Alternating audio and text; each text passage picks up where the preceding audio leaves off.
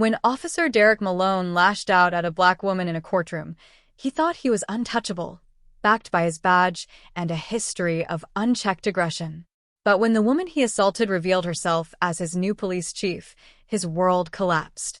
This is the story of Dr. Vanessa Brooks, a black woman who turned a moment of violence into a reckoning, exposing a toxic culture and reshaping a police department from the top down.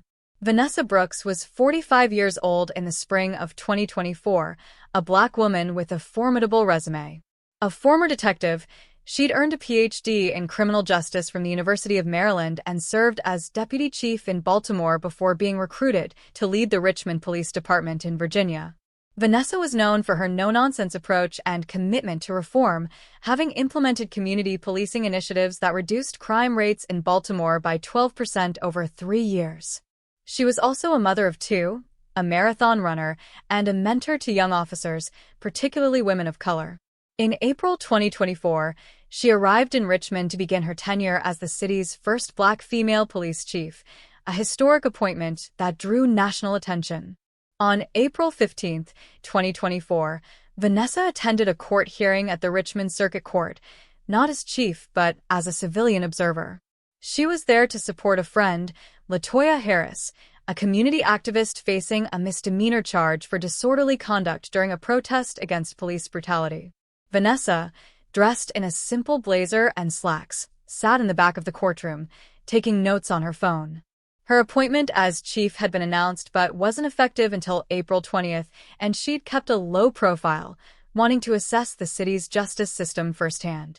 The courtroom was crowded, with LaToya's case drawing a mix of supporters and critics. Officer Derek Malone, a 38-year-old white veteran of the Richmond Police Department, was present to testify against LaToya.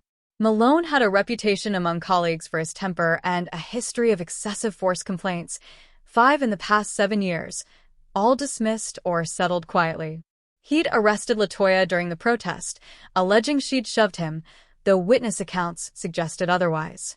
As LaToya's hearing began, tensions rose. Her supporters, including Vanessa, listened intently as her attorney challenged Malone's report. During a recess, Vanessa stepped into the hallway to call her friend, offering reassurance. Malone, exiting the courtroom, noticed Vanessa and assumed she was one of LaToya's supporters. He approached, his voice low but menacing, telling her to keep it down and accusing her of disrupting the court. Vanessa, calm but firm, explained she was on a private call and had a right to be there. Malone, emboldened by the crowded hallway and his uniform, grabbed her arm, shoving her against the wall and kicking her shin to move her along.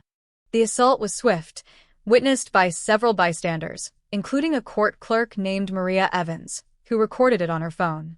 Vanessa stumbled but didn't fall, her training as a detective keeping her composed. She identified herself as a civilian observer and demanded Malone's badge number. He scoffed, calling her a troublemaker and using a racial slur under his breath, audible to Maria. Court security intervened, separating them, but Malone walked away, confident his badge shielded him. Vanessa, her shin bruised but her resolve intact, saved Maria's contact information and obtained a copy of the video. She didn't reveal her identity as the incoming chief, choosing instead to let the incident play out. That afternoon, Vanessa met with her attorney, Jamal Carter, a civil rights lawyer based in Richmond. She shared the video and her account, detailing Malone's aggression and the racial slur. Jamal, outraged, advised filing a formal complaint with the Richmond Police Department's Internal Affairs Division and pursuing a civil lawsuit for assault and racial discrimination. Vanessa agreed, but asked to delay public action until after her official start as chief on April 20th. She wanted to handle the matter from a position of authority, ensuring systemic change, not just personal justice. Over the next few days, Vanessa quietly gathered information on Malone.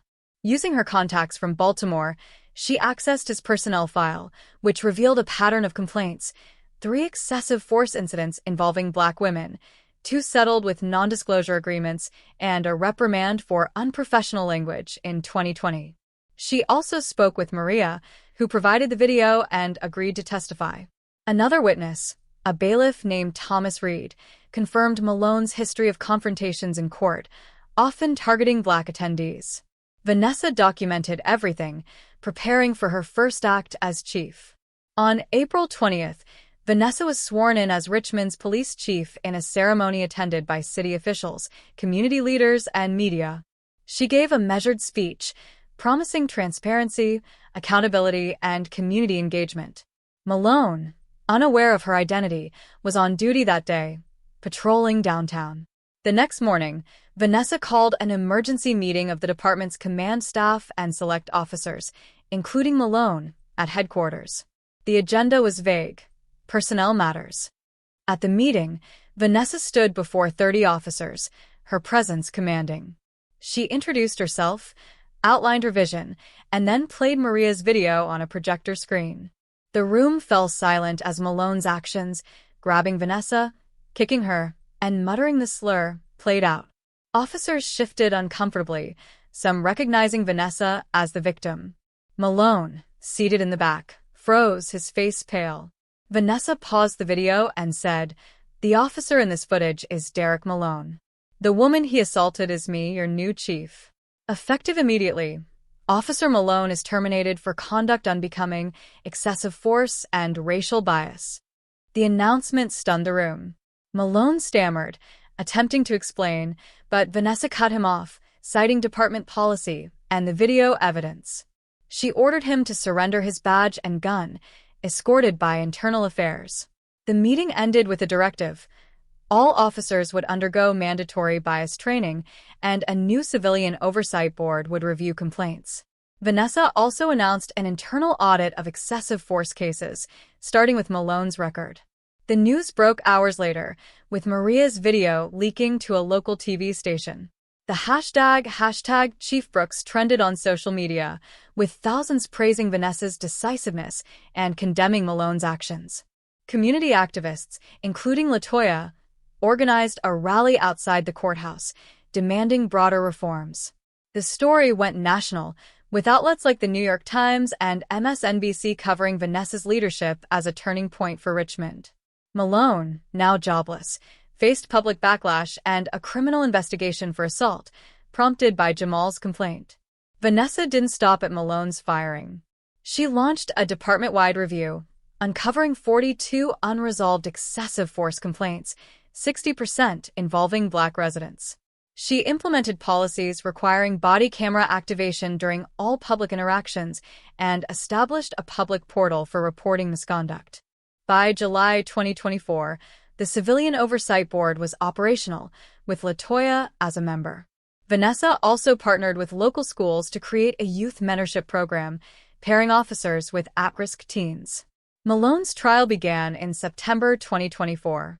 Vanessa testified, recounting the assault and its impact: a bruised shin, but more importantly, a betrayal of public trust. Maria and Thomas corroborated her account, and the video was undeniable. Malone was convicted of misdemeanor assault and sentenced to 6 months in jail, a rare outcome for an officer. His career was over, his name synonymous with disgrace. The civil lawsuit settled for $100,000, which Vanessa donated to a scholarship fund for Black women in criminal justice. By early 2025, Vanessa's reforms had transformed the Richmond Police Department.